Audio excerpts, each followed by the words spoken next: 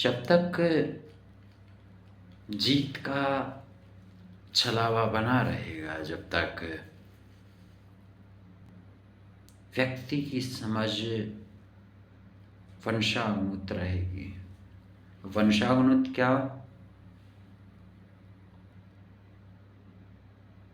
जब तक वह मानता है कि मेरी आनुवांशिकता विशेष है,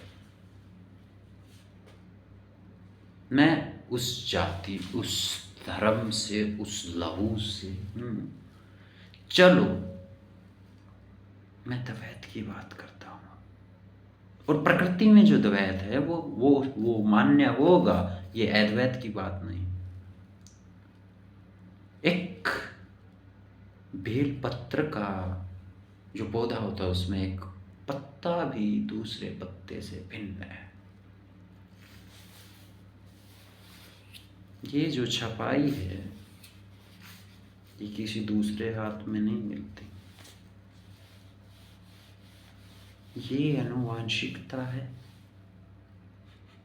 बिल्कुल बाह्य ढांचा है और बाह्य, और तुम्हारी समझ में वही मान्य होता है, द्वैत में भी वही मान्य होगा जो बिल्कुल दिख रहा है, जिसमें स्पष्ट अंतर, छानबीन से नहीं। क्योंकि छानबीन तक तो फिर तुम अद्वैत तक पहुंच जाओगे, फिर कहोगे सब एक।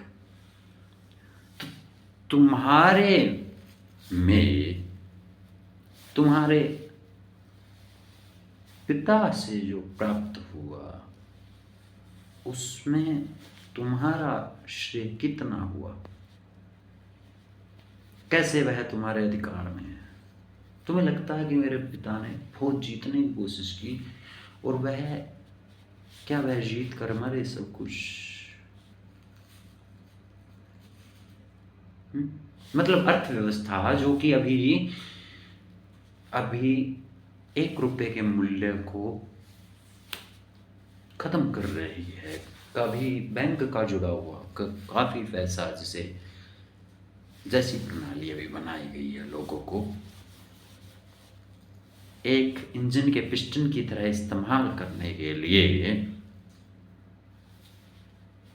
कभी 1 लाख रुपया 10,000 की वैल्यू तक पहुंचेगा। तब जो तुमने 1 लाख रुपया तब के लिए, जब तुमने वो जीत हासिल की थी और तुमने वो जमा कर दिया, तुम्हारे पुत्रों को वह मिलता है, तुम्हारी उन पीढ़ियों को मिलता है, और वे कहें हमारा पिता जीत कर मरा। सच में उसके आगे ही उसकी